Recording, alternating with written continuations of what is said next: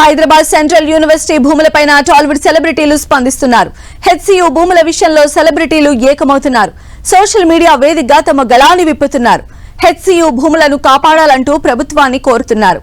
ఘటనపై స్పందించిన హీరోయిన్ సమంత బుల్డోజర్లతో 400 ఎకరాల్లో చెట్లను తొలగించడం బాధగా ఉందన్నారు. అటవీ ప్రాంతాన్ని నిర్మూలన చేయడం ద్వారా 4 డిగ్రీల ఉష్ణోగ్రతలు పెరుగుతాయని తెలిపారు. అటవీ జంతువులు, పక్షులను కాపాడాలంటూ సోషల్ మీడియాలో పోస్ట్ చేశారు సమంత. హెచ్సియు వివాదంపై స్పందించారు మరో హీరోయిన్ రష్మిక మంతన. రాత్రికి రాత్రే బుల్డోజర్లు, విద్యార్థుల అరెస్టులు, హైదరాబాద్ సెంట్రల్ యూనివర్సిటీలో ఏం జరుగుతుందో అని ఇన్స్టాలో పోస్ట్ చేశారు. హెచ్సియు భూముల వివాదంపై సోషల్ మీడియాలో స్పందించారు సినీ నటి అనసూయ.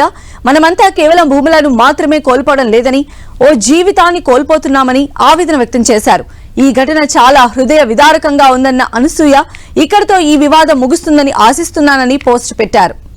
మరోవైపు పర్యావరణ పరిరక్షణ కోసం హెచ్సియు భూములను సీఎం రేవంత్ రెడ్డి కాపాడాలని నటి రేణుదేశాయ్, రష్మి గౌతమ్, హీరో రామ్ చరణ్ భార్య ఉపాసన విజ్ఞప్తి చేశారు.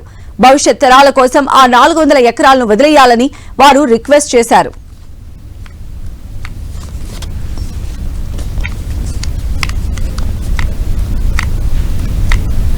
బట్ ఒక తల్లిగా ఈ రోజు నేను రిక్వెస్ట్ చేస్తున్నాను. ఒక పర్సనల్ గా నాకు దీంట్లో ఇది లేదు. Because as I said I'm old now.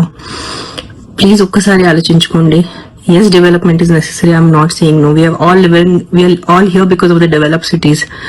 But our 400 acres kaakunda, because we definitely need oxygen. We need trees, sir. We need our ecosystem around us.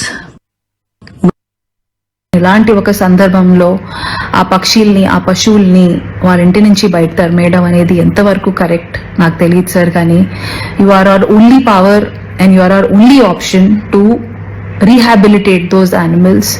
So please ఆ పక్షుల్ని కూడా దృష్టిలో పెట్టుకొని ఒక పాజిటివ్ అప్రోచ్తో మీరు మీ నెక్స్ట్ డిసిజన్స్ తీసుకుంటారు అనేది మనస్ఫూర్తిగా కోరుకుంటున్నాము.